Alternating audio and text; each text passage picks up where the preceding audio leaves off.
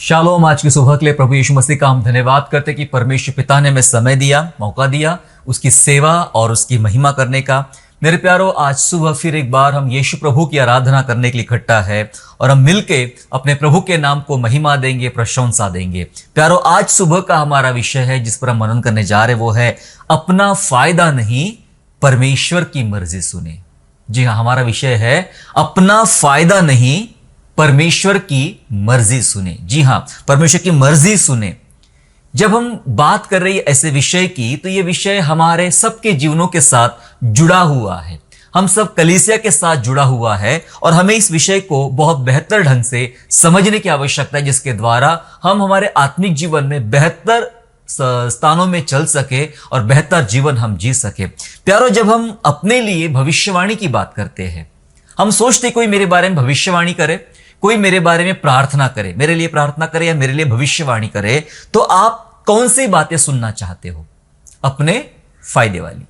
जी हाँ, ये सच होता है। हम अपने फायदे वाली भविष्यवाणी अपने लिए सुनना चाहते हैं, जिसमें हमारे बारे में यह बताया जाए कि आपके साथ ये भला भला होने वाला है, आपके पास इतना पैसा आने वाला है, इतना अच्छी चीजें होने वाली, तमाम चीजें। और ये किसी को भी बुरा नहीं लगता है।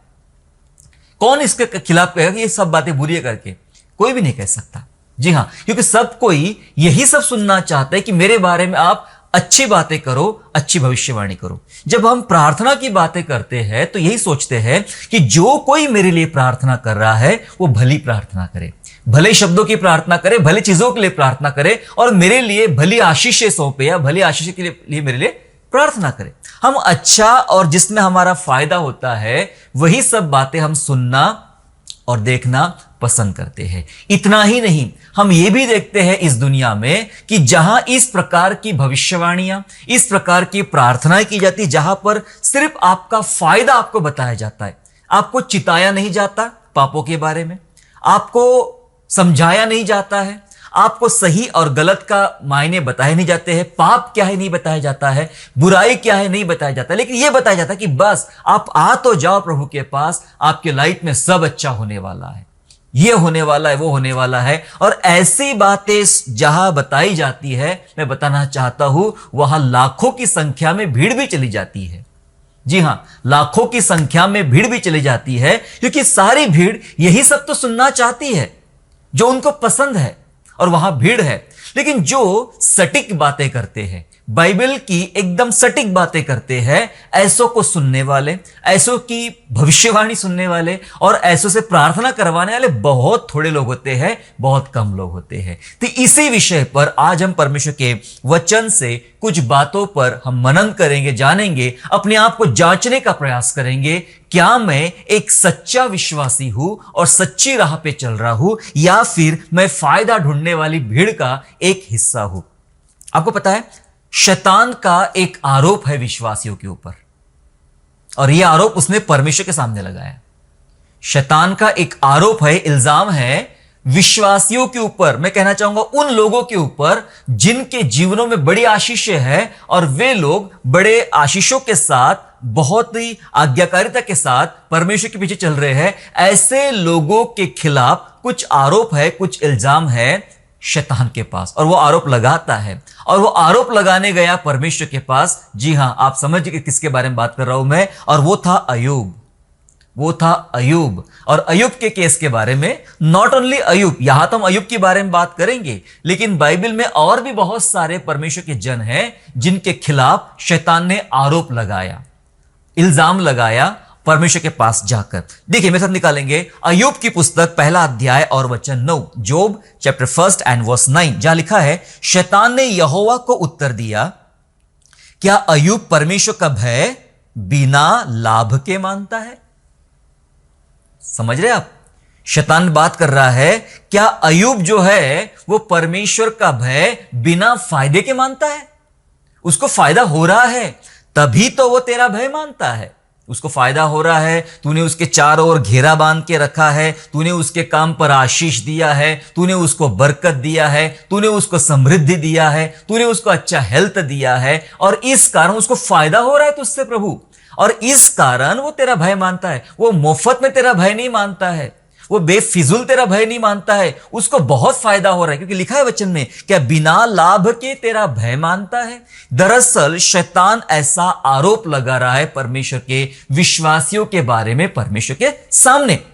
मैं आपको बताना चाहता मेरे प्यारो, इस संसार का शैतान, दुश्मन, शत्रु जो है, वह इस प्रकार के कई सारे आरोप विश्वासियों पर लगाता है। वो ये सोचता है कि इनके लाइफ में कुछ फायदे हो रहे हैं ना, इनके लाइफ में भला हो रहा है, इसीलिए पीछे चल रहे प्रभु के। इतना ही नहीं, ये तो हो गया शैतान, ये आत्मिक जगत की दुनिया। जब हम फिजिकल, शारीरिक जगत की बातें करते हैं, तो शारीरिक स्थानों में भी आपके पड़ोस के लोग, आपके जान पहचान के लोग, या आपका विरोध करने वाले लोग यही बातें करते हैं कि तुम्हें जरूर कुछ वहां फायदा हो रहा है, तभी तुम चर्च जा रहे हो, तुम्हें उनसे बहुत फायदा हो रहा है, तुम्हें तो पैसा मिला होगा, तुम्हें तो ये मिला होगा, तुम्हें वो मिला होगा, और इस कारण तुम जा रहे हो, फायदे के चक्कर में जा रहे हो। यह शैतान की भाषा है।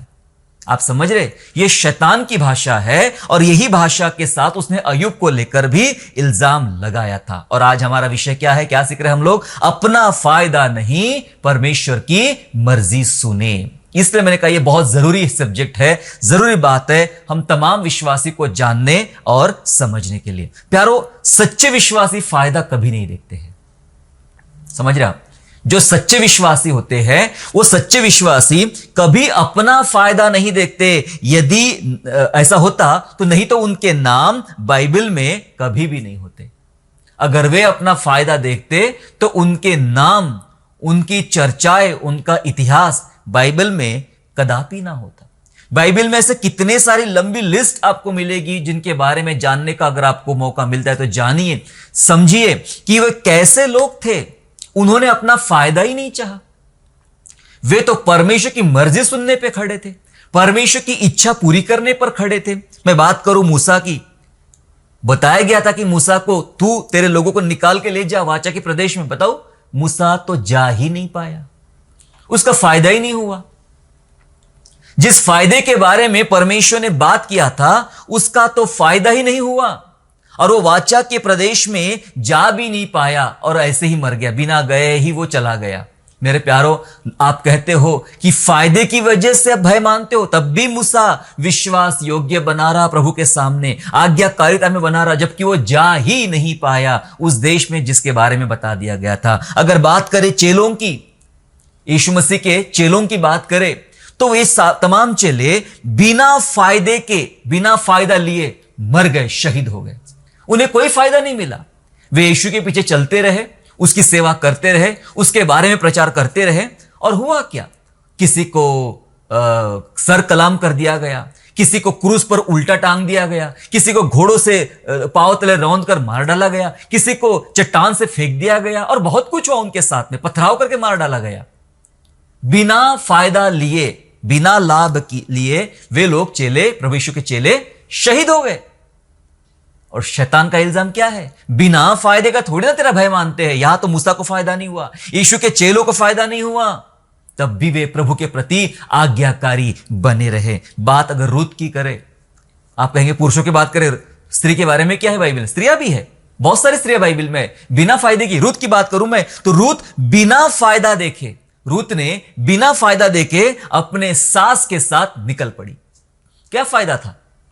सास ने सामने से बोल दिया, ना मेरा पति है ना मेरे बेटे हैं कि वो बड़े हो जाए फिर तेरे से शादी कर ले।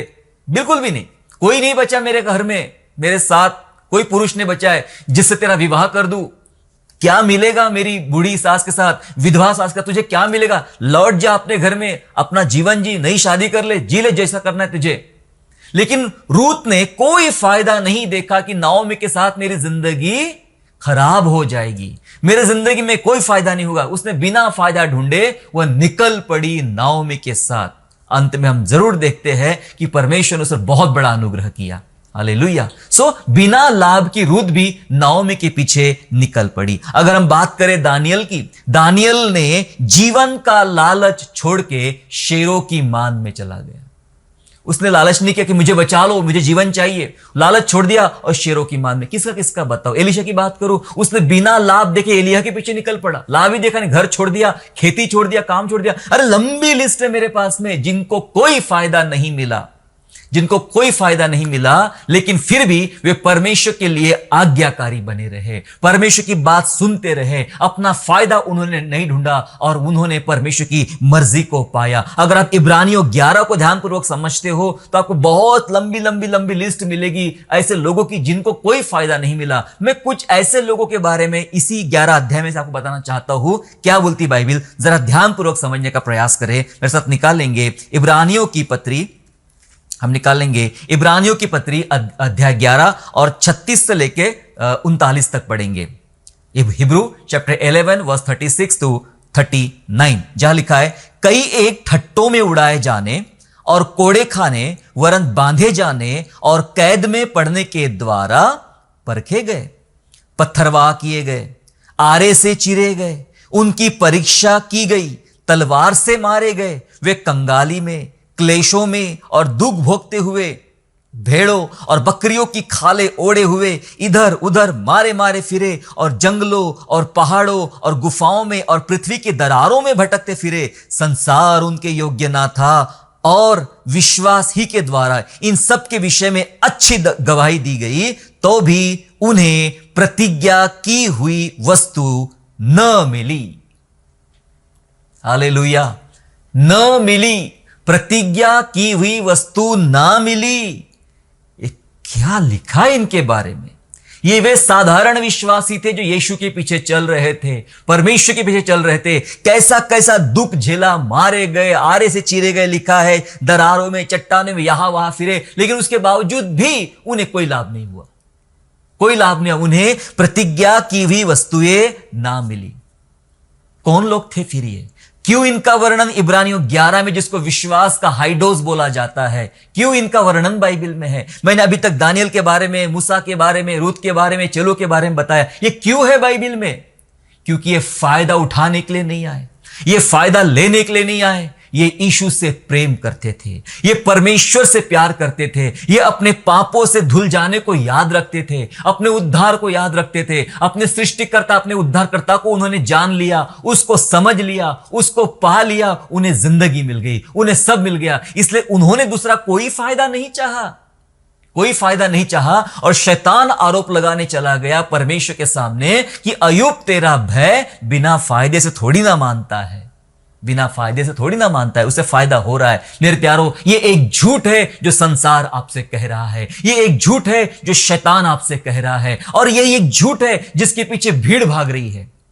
मैं ये बताना चाहता हूं, मसीहत में भी ऐसी बहुत सारी बातें आ गई है जहां ऐसी लल्लो पत्तों वाली बातें, लुभावने वाली बातें बताई जाती है। आपके फायदे वाली भविष्यवाणी, आपके फायदे वाली प्रार्थना, आपके साथ बढ़िया होने वाला है। कोई डांटने वाला नहीं है, कोई चिताने वाला नहीं है, कोई किसी के पाप जताने वाला नहीं है, कोई किसी को परमेश्वर की तरफ सच्चाई से ईमानदारी चलाने के लिए बताने वाले नहीं है। सब फायदा फायदा फायदा, ये लो फायदा। क्योंकि आप फायदा कहोगे तो भीड़ आपके पास आएगी, जब आप कड़वी बातें करोगे तो भीड़ आपके पास से जाएगी। और लोग नहीं चाहते कि मेरे पास से भीड़ जाए। मैं कभी भी भीड़ का लालच नहीं करता हूं। मेरे चर्च में हर बार मैं कहता हूं, आपको जहां जाना है आप चले जाइए, आप आजाद हैं, आपको कोई ज्यादा मजबूरी नहीं यहां रहने की। पर इस कलीसिया में, इस चर्च में सच्ची बातें की जाएगी। पसंद है तो रुको, ना पसंद है तो चल पड़ो, आपकी मर्जी है। हम फायदा ढूंढने के लिए प्रभु के पास नहीं आते हैं, फायदा लेने के लिए परमेश्वर के पास नहीं आते हैं। मेरे प्यारो, फायदा नहीं, परमेश्वर की मर्जी सुनना है। क्या कहता है परमेश्वर मेरे लिए, कौन सी मर्जी है मेरे प्रभु की मेरे लिए। आइए उन मर्जी को जाने और समझे कि परमेश्वर क्या सोच रहा है आज हमारे बारे में। जो लोग अपना फायदा देखते हैं, फायदा ढूंढते हैं, वे लोग बहुत कठोर होते हैं। पता है आपको, वे लोग बहुत कठोर होते हैं और परमेश्वर के नियमों का इनकार करने वाले होते हैं। समझ रहे? ये यूं ही नहीं होते हैं।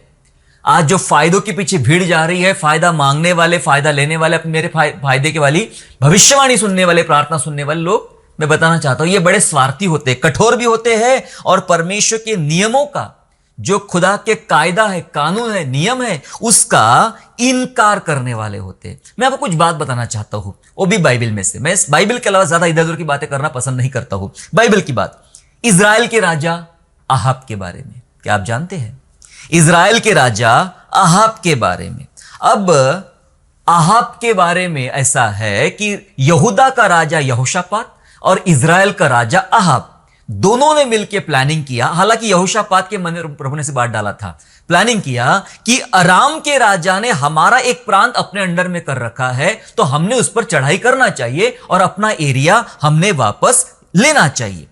तो अहाब ने यानी इजराइल के राजा ने यहोशापात की संगति लेकर अराम के राजा के ऊपर अटैक करने के लिए योजना बनाई। लेकिन जब उन्होंने योजना बनाई तो इससे पहले जाना कि चलो, क्योंकि यहोशापात तो यहूदा का राजा और वो तो परमेश्वर की बात सुनने वाला राजा था, अहाब के बारे में कुछ पता नहीं, अहाब तो ऐसा ही था। लेकिन उसने कहा कि चलो नबियों से पूछते लेते पहले कि हम जीतेंगे या नहीं, हम उस राजा को हराएंगे क्या नहीं। दरअसल ये सारी प्लानिंग परमेश्वर की थी। जी हां, अब अहाब के राज्य में उस समय वहां पे 400 नबी थे, और ये कौन से थे हमें नहीं पता। 400 नबी थे, और 400 नबी के अंदर एक आत्मा प्रभु के द्वारा आई थी जो भरमाने वाली आत्मा थी। और उन्होंने ऐसा कहा कि राजा तू चढ़ाई कर, तू जीत जाएगा। सबने हाँ हाँ बोल दिया, सबने उत्साह बढ़ा दिया दोनों राजाओं का, जाओ जाओ जाओ तुम जाओ लड़ाई करो और जीत के आ जाओगे। लेकिन यहोशापात रुका और यहोशापात ने कुछ बोला। पढ़े मेरे साथ थोड़ा सा, पहला राजा हम लोग निकालेंगे, पहला राजा 22वां अध्याय और वचन 7 और वचन 8। First king chapter 22 and verse 7 and verse 8, जहां लिखा है, परंतु यहोशापात ने पूछा, क्या यहां यहोवा का और भी कोई नबी नहीं है जिससे हम पूछ ले? इजराइल के राजा ने यहोशापात से कहा, हां, इमला का एक पुत्र मिकाया एक पुरुष और है जिसके द्वारा हम यहोवा से पूछ सकते हैं, परंतु मैं उससे घृणा रखता हूं, क्योंकि वह मेरे विषय कल्याण की नहीं वरन हानि की भविष्यवाणी करता है। समझ रहे आप क्या हुआ? बोले 400 नबियों के अलावा और एक आदमी जिसका नाम मिकाया है। मिकाया नाम का एक भविष्यवक्ता है, एक प्रभु का नबी है, उससे हम पूछ सकते हैं यहोवा की इच्छा क्या है, हमने जाना चाहिए नहीं जाना चाहिए। लेकिन इजराइल का राजा अहाब कहता है, मैं उससे बहुत नफरत करता हूं, क्योंकि जब जब वो मेरे पास आया, जब जब मेरे बारे में भविष्यवाणी की गई, मेरे बारे में बात की गई, तो लिखा है वो मेरे कल्याण की बातें कभी नहीं करता, वो मेरे नुकसान की बातें करता, मेरे हानि की बातें करता, इसलिए मुझे बहुत नफरत है उससे, मुझे वो पसंद नहीं है। सुन लीजिए, कौन किसको पसंद करता है? पसंद उनको किया जाता है जो आपके कल्याण की बातें करते हैं। तो मिकाया कौन है? मिकाया परमेश्वर का डर मानने वाला नबी है, एकदम ईमानदारी से चलने वाला। दुख उठाया उसने बाद में। लेकिन लोग ऐसे होते हैं जो अपने बारे में कल्याण की बातें सुनना चाहते हैं, बुरी बात बोल दो तो आप बुरे हो गए उनकी नजर में, आप बुरे बन गए, है ना। राजा बोलता मैं उसको बिल्कुल पसंद नहीं करता हूं, फिर भी यहोशापात ने रिक्वेस्ट किया, कोई बात नहीं, उसको बुला लो, देखते पूछ लेते। एक दूत भेजा गया, एक सेवक भेजा गया, जहां भाई उसको बुला के ला। सेवक तो उससे भी होशियार था, समझ रहे आप, सेवक तो उससे भी होशियार था। सेवक जब मिकाया के घर जाता है, वो क्या बात करता है, इसी अध्याय में आगे पढ़ने के मिलेगा आपको 13 और 14 वचन में, 13 एंड 14 वर्स ऐसा कहता है। देखो, और जो दूत मिकाया को बुलाने गया था, उसने उससे कहा, सुन, भविष्यवक्ता एक ही मुंह से राजा के विषय शुभ वचन कहते हैं, तो तेरी बातें उनकी सी हो और तू भी शुभ वचन कहना। ठीक है। मिकाया ने कहा, यहोवा के जीवन की शपथ, जो कुछ यहोवा मुझसे कहे मैं वही कहूंगा। समझ रहे दूत ने क्या बोला? वो 400 नबी को हमने पूछा और सबने बोला कि जा जा राजा, तू जा, तू जीत के आ जाएगा। तो सुन, तूने भी वही कहना है। आजकल कलीसियाओं में ये चलता है, लोग प्रेशर बनाते ईमानदार सेवकों पर कि तुम ऐसा ही करो, तुम ऐसा ही बोलो, हमने जो बोला वो तुमको करना पड़ेगा। बहुत लोग कर भी लेते हैं। मेरे जैसे थोड़े टेढ़े लोग रहते हैं, वो नहीं करते। वो बोलेंगे नुकसान उठाऊंगा लेकिन ये बात नहीं करूंगा। समझ रहे आप? मिकाया ने वही जवाब दिया, तुम मुझसे ये मत बोल कि उन्होंने मीठी मीठी बातें किया तो मैं भी मीठी बातें करूंगा। मैं तो सिर्फ वो बात करूंगा जो परमेश्वर ने मुझ पर प्रकट किया है। यस, अपने फायदे की नहीं, परमेश्वर की मर्जी सुने। और तो थोड़ा कह दिया उसने, जा जा तू जा, जीत लेगा। अहाब को समझ में आ गया मेरे थट्टा उड़ा रहा, मजाक उड़ा रहा है। डांट के अहाब ने बोला मिकाया को, तुझे कहा ना सच सच बता। तो मिकाया ने बोल दिया, सच सुन ले फिर राजा, तू तो गया। हालेलुया। सच सुनना है तुझे तो सच ये है, राजा, इस लड़ाई में तू जा और तू तो गया, और सच में गया। सच में गया। इसी युद्ध में आहाब मारा गया, जबकि उसने दूसरा भेष धारण किया था, कोई उसे पहचान नहीं पा रहा था। ऐसे कपड़े पहने जो उसको बिल्कुल सिक्योर करे, लेकिन उसने जो छाती में जो अंगरखा पहना था उसमें भी एक छोटा होल था, और उसी होल में से बाण लग जाता है और राजा मर जाता है। समझ रहे आप? बच नहीं पाएगा। सच बोला मेरे प्यारो। मिकाया कौन है? मिकाया कोई प्रसिद्ध नहीं था। समझ रहे आप? मिकाया प्रसिद्ध नहीं था, लेकिन मिकाया प्रभावशाली था। हालेलुया। आप प्रसिद्ध है नहीं है उससे कोई फर्क नहीं पड़ता। क्या आप परमेश्वर की आत्मा में प्रभावशाली है, ये इस बात का बहुत फर्क पड़ता है। एलीशा है, एलिया, इन सब के नाम बाइबल में है, लेकिन मिकाया को बाद में ना याद नहीं किया जाता है। उसका इतना ज्यादा वर्णन नहीं है, फिर भी ये नबी है, फिर भी ये प्रसिद्ध नहीं है, फिर भी ये प्रभावशाली है और सच्ची बात रखता है। मैं आपसे कहना चाहता हूं, स्पेशली उन लोगों से जो परमेश्वर के पीछे चल रहे हैं, ईमानदारी के साथ। हमारा लक्ष्य ये हो, संसार में जो हो रहा, जो आप देख रहे हो यूट्यूब पर, टीवी पर, आसपास के क्षेत्रों में, कि वहां तो लाखों लोग जा रहे, वो पास्टर बड़े फेमस हो रहे, वो प्लेन में घूम रहे, वो 17 देशों में जा रहे, उससे आप अपने आप को प्रभावित मत कीजिए। अपने पास परमेश्वर का जीवित वचन रखिए, परमेश्वर की इच्छा पर चलिए, लोगों को खुश करना छोड़ दीजिए। परमेश्वर क्या बोलता है ये सुनिए। इसलिए अपना फायदा कभी नहीं ढूंढना, लोगों का भी फायदा कभी नहीं बताना। क्या प्रभु की मर्जी है वही बात प्रकट करना। कितने लोग हैं बाइबल में ऐसे जिन्होंने वो डरे नहीं बात करते समय। यूसुफ जाता है फिरौन के पास, डरता नहीं बात करने के लिए, बोल देता है ऐसा ऐसा ही तेरे राज्य में होने वाला है। दानियल जाता है उस राजा के पास जिसके दीवार पर उंगली ने कुछ लिखा था। दानियल ने साफ शब्द में कह दिया, तू तो राजा गया, तू छोटा पाया गया, हल्का पाया गया परमेश्वर की नजर में। यही था नबूकदनेस्सर को चिताने वाला, एलिया था जो आहाब को चिताने वाला। ऐसे कई लोग बाइबल में हैं जो सच बताते थे, वे मुंह देखी बातें नहीं करते थे, वे फायदे वाली बातें नहीं करते थे, लेकिन परमेश्वर की मर्जी को साफ साफ शब्दों में कहते थे। और आज के दुष्ट लोगों की भाषा और शैतान की भाषा एक ही है कि बिना फायदे के तुम प्रभु के पीछे नहीं चल रहे हो, जो अय्यूब के बारे में बोला गया था। मेरे प्यारो, आपको और मुझे ऐसे व्यक्ति बनना है जो अपना फायदा नहीं, लेकिन परमेश्वर की मर्जी को हमें ढूंढना है और प्रभु की मर्जी को हमने पूरी करना है। कई लोग ऐसे भी होते हैं जो अपने स्वार्थी फायदे के लिए लोग जो होते हैं वे परमेश्वर के कायदे को भी तोड़ देते हैं, और वो भी बड़ी सफाई से। समझ रहे? अपने स्वार्थी फायदे के लिए कई लोग परमेश्वर के वायदे, परमेश्वर के नियम, परमेश्वर कानून को भी तोड़ देते हैं, और तोड़ते भी है बड़े सफाई से, बहुत बड़े सफाई से। आजकल लोगों को यह बड़ा आसान हो गया एक बीच का रास्ता निकालना। भाई बीच का रास्ता बताइए तो आसान हो जाएगा। मुझे एक धार्मिक स्थल में जब मैं गया था तो वहां मुझे एक आदमी मिला और वो एक मुर्गा लेकर जा रहा था। हमने कहा भाई एक पार्टी वार्टी होने वाली है यहाँ पे, ये तो धार्मिक स्थल है। बोले नहीं नहीं नहीं नहीं, पार्टी नहीं, हम मुर्गा चढ़ाने जा रहे। मैंने कहा अच्छा क्यों? तो बोले हर साल आते हम लोग ऐसे यहां पे करने के लिए। क्यों? तो हर साल जो भी हमसे पाप, गलती, अपराध हो जाते हैं ना, तो बस ये मुर्गा लाने का, इधर काट देने का, तो हमारे पाप क्षमा। बोले तो बढ़िया है, बीच का रास्ता तुम्हारा वाला, आसान रास्ता है। मैंने साल भर ये मुर्गा काटो, घर जाओ और फिर मस्त पाप करो, बुरे बुरे काम करो, फिर साल के आखिरी में आके एक मुर्गा कटवा दो तो आपके पाप क्षमा हो जाएंगे, है ना, क्षमा हो जाएंगे। आसान रास्ता बीच का निकाल लिया। पहले भी कई समय पहले कलीसियाओं के साथ भी ऐसा होता था, कई चर्चेस में ऐसा होता था। लोग अपने पाप कबूल करते थे और कबूल करने के बाद में ठीक भाई इतना पैसा दे दूंगा, ये चीज दे दूंगा, चर्च में दान कर दूंगा तो पाप क्षमा, ये सब चलता था। बीच का रास्ता पता है कौन निकालते थे? शास्त्री और फरीसी। बीच का रास्ता निकालने वाले दुष्ट और कपटी लोग थे जो बीच का रास्ता निकालते थे और अपना उल्लू सीधा कर लेते थे और परमेश्वर के कानून को भी तोड़ते थे, और ऐसा तोड़ते थे कि बड़ी सफाई से, ताकि पता भी ना चले। आज भी कलीसियाओं में ऐसे लोग बैठे हुए हैं जो परमेश्वर के नियम और कानून की धज्जियां उड़ा रहे हैं, और वो भी बड़े सफाई से।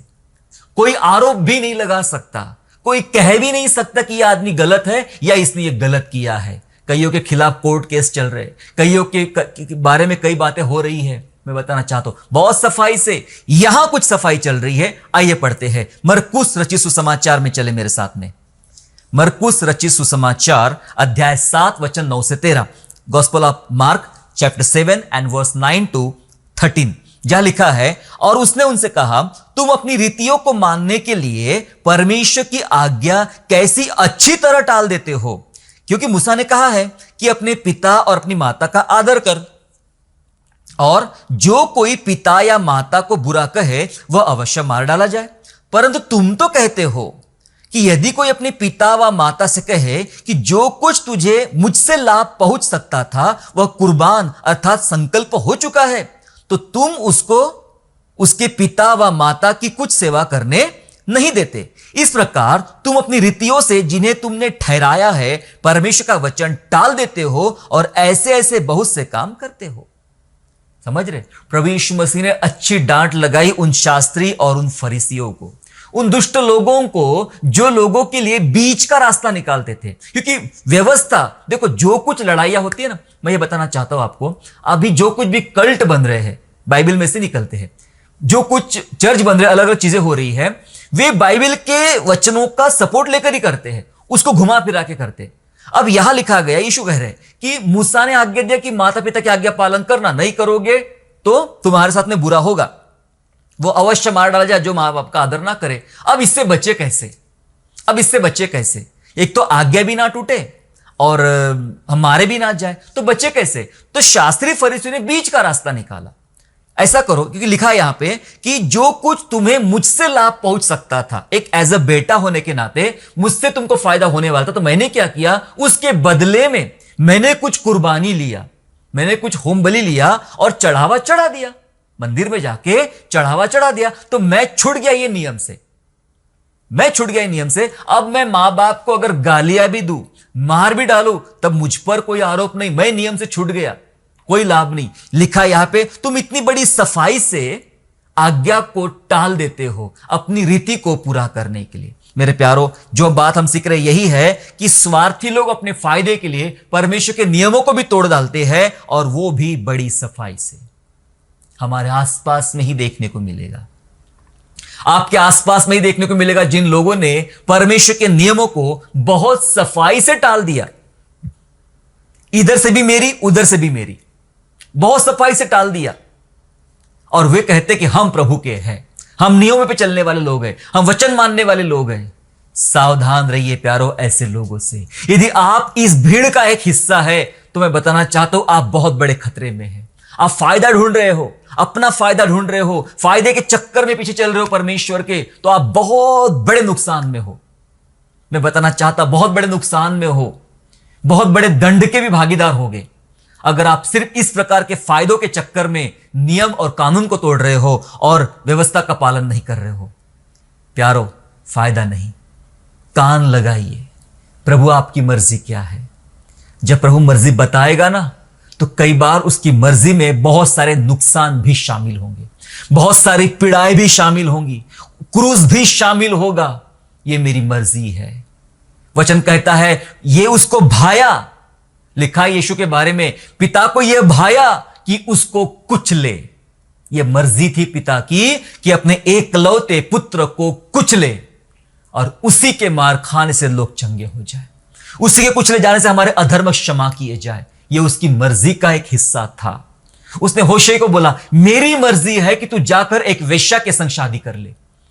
उसने अपनी मर्जी बताया। आप में से कितने लोग ऐसी मर्जी को समझोगे परमेश्वर की, जो आज परमेश्वर ऐसी मर्जी की बात करेगा? कोई नहीं बात करेगा, कोई नहीं बात करेगा। यहेजकेल को बोला, तेरे घर में तेरी पत्नी को मैं तेरी प्राण प्रिय को छीनने पर हूं, फिर भी तूने रोने का नहीं, बाल में तेल लगाने का, अच्छा कपड़े पहनने का, अच्छा दिखने का, तेरे चेहरे पे उदासी नहीं, आनंद दिखना चाहिए। तेरी प्राण पे तेरी पत्नी मरने पर है, यह इच्छा है परमेश्वर की। समझ रहे आप कुछ? हर बार प्रभु की इच्छा फायदा वाली नहीं होती है। झूठे और मतलबी और पेट के लालची लोगों ने ऐसी बुरी बातें संसार में लाई है, जिनको वचन का सपोर्ट लेकर कई लोगों को बता दिया है और कई लोगों को स्वर्ग के रास्ते से भटका कर भीड़ की भीड़ नरक के रास्ते पे चलने पर तैयार हो गई है। इसलिए मेरे प्यारो, अपना फायदा नहीं, परमेश्वर की सुने, परमेश्वर की सुने मेरे प्यारो। और जो फायदे के समर्थक जो होते हैं ना, फायदे के समर्थक अपने पसंद के पास्टर और अपने पसंद के प्रचारक भी तैयार कर लेते हैं। समझ रहे?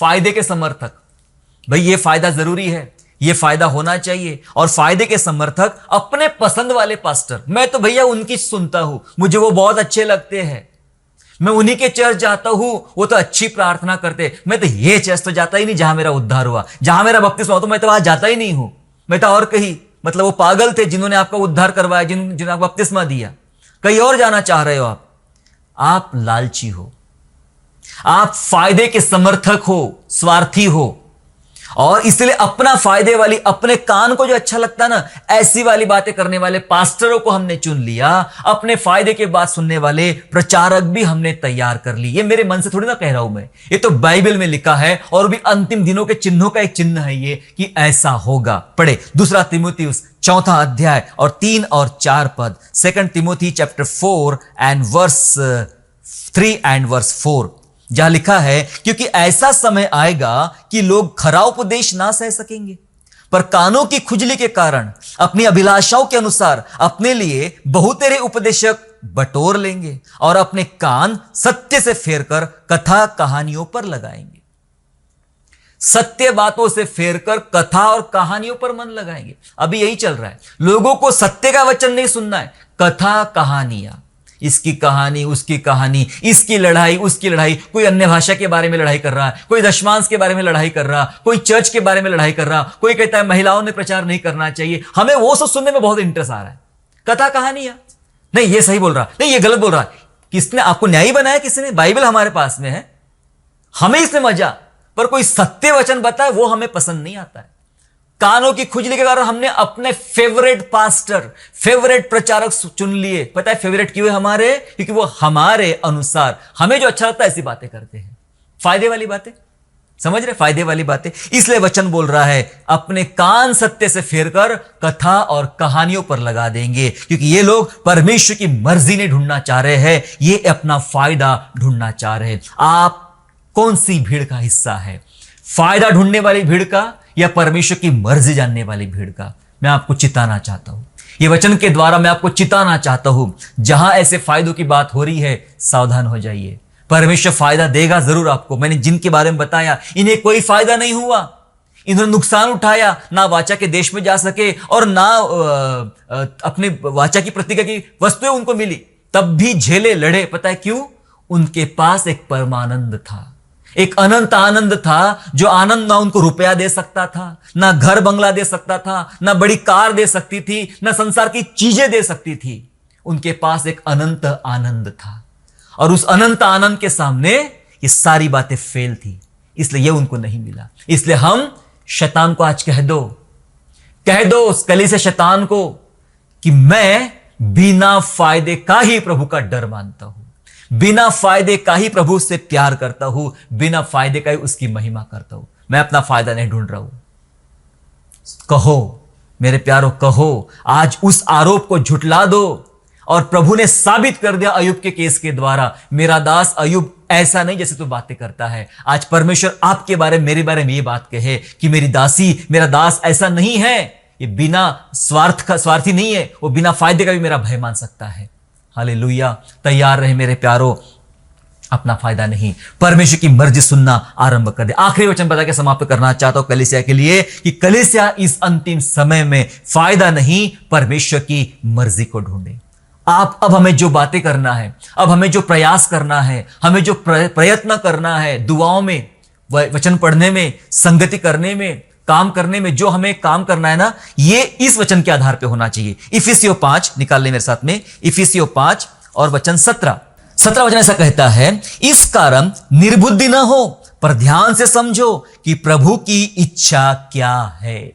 हालेलुया। लिखा है वचन में, ध्यान से समझो, ध्यान से समझो, लालच में मत पड़ो कि वहां चंगाई मिल रही, वहां आशीष मिल रही, वहां फायदा मिल रहा है। ध्यान से सुनो, ध्यान से समझो कि प्रभु की मर्जी क्या है। प्रभु की मर्जी क्या है? प्रभु की मर्जी ढूंढ नहीं पाए बहुत सारे लोग। फायदा ढूंढते थे और मारे गए, फायदा ढूंढते थे, मुश्किलों में पड़ गए। एलीशा के पास एक सेवक था गेहजी, और जब नामान उसके पास में आया, नामान कोर्ट से चंगा हुआ, नामान ने काफी फोर्स किया कि मैं गिफ्ट दे दूं एलीशा ने फायदा नहीं लेना चाहा, चल भाई निकल तू, तेरा गिफ्ट मुझे नहीं चाहिए। पर गेहजी ने सोचा कि एलीशा को फायदा ना हो तो क्या, मुझे तो फायदा मिलना चाहिए, उसको तो कुछ नहीं है, मुझे तो बीवी बच्चे हैं, सब देखना पड़ता है। वो दौड़ा और झूठ बोलकर नामान कोढ़ी जो चंगा हो गया तो उसके पास से कुछ गिफ्ट लेकर आया और एलीशा को आत्मा में जान लिया कि तूने वह उससे तोहफे लिया है, तूने वह गिफ्ट लिया है, तूने वह फायदा लिया है। एलीशा ने कहा, क्या यह समय धन बटोरने का है? क्या यह समय पैसा चीजें बटोरने का है? जबकि यह समय परमेश्वर के मुख को देखने का है, परमेश्वर की मर्जी जानने का है। तूने फायदा उठाया, इस कारण जो कोढ़ नामान का निकल चुका था वो तुझे लग जाएगा। और गेहजी को कोढ़ लग गया। समझ रहे आप? क्योंकि गेहजी फायदे के चक्कर में रहा।